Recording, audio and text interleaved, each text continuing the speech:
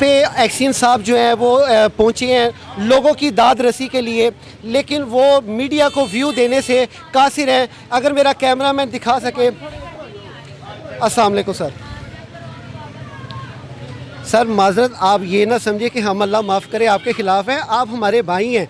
अच्छा सर, ये लोग बेचारे रात गए से इतने तंग हैं, गुजारिश ये है, देखें ये लोग हैं, ये आपकी दाद रसी पे, अगर इनको आप बर वक्त इनको उसका ज़ाला नहीं करेंगे, ये मुकामी शार्ट सर्किट, ये कोई पूरे लाहौर का नहीं है। तो सर इसके ऊपर आपने कोई एक्शन या कोई ऐसी कोई बात? बिस्मिल्लाहिर्रहमानिर्रहीम।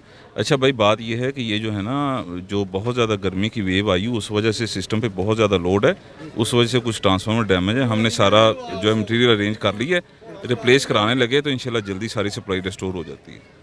ठीक जी जी नाज़रीन, जैसा कि आपने देखा कि एक्सिन साहब ने कहा है कि जो ये ट्रांसफार्मर है वो ख़राब हुए हैं, अब उनकी जो है ना रिपेयरिंग के लिए या उनके एक्सचेंज के लिए अपनी जो है ना वो कारकर्दगी कर रहे हैं। और दिन से आप देख सकते हैं कि यहाँ पे एक्सिन साहब खुद पसीने से लथपथ हैं और इस वक्त आवाम की दाद रसी के लिए आवाम में मौजूद हैं। और ये सबसे खुशाइन बात है कि जो आजकल के अफसराने बाले हैं वो AC वाले रूम से बाहर नहीं निकलते, लेकिन ये एक्सिन साहब इन्होंने अपनी फ़र्ज शनासी का वो सबूत दिया है कि जो उसकी वो मिसाल कायम की है जो कोई भी ना कर सके। यहाँ पे हमारे साथ इस इलाके के चेयरमैन मौजूद हैं। अस्सलाम वालेकुम सर। वालेकुम अस्सलाम। सर, यहाँ पे जो ये मामला हुए हैं, ये लाइट के जा रहे हैं, अच्छा ये सारी छोड़ें, ये तो माशाल्लाह यहाँ के जो मुकामी जो अफसर हैं उन्होंने आके आप लोगों की दाद रसी की, इसमें कोई शक नहीं। बिल्कुल।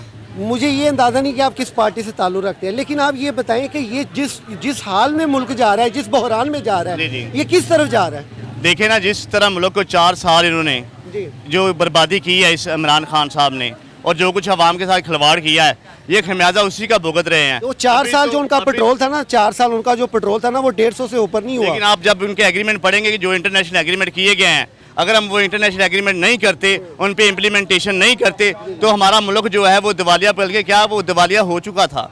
ठीक है, उसको वापस लेके आया गया, ग्रे लिस्ट से निकाला गया। ये भी देखिए, ये भी कौम के लिए एक बेहतरीन खुशखबरियाँ आ रही हैं। आहिस्ता आहिस्ता टाइम गुजरेगा, इंशाल्लाह ताला ये पाकिस्तान मज़ीद मुस्तहकम होएगा और इंशाल्लाह वक्त आएगा कि हम ये अपने सारे कर्जे भी उतरेंगे और मुल्क की हालात बेहतर होंगे इंशाल्लाह ताला। इसी वजह से मियाँ साहबान ने ये हुकूमत की बागडोर संभाली है और इंशाल्लाह ताला वो हमारे मुल्क का जो है, जो दिवालियापन हो चुका था, उसको अपने मुल्क अपने डगर पे इंशाल्लाह ताला ज़रूर चलेगा।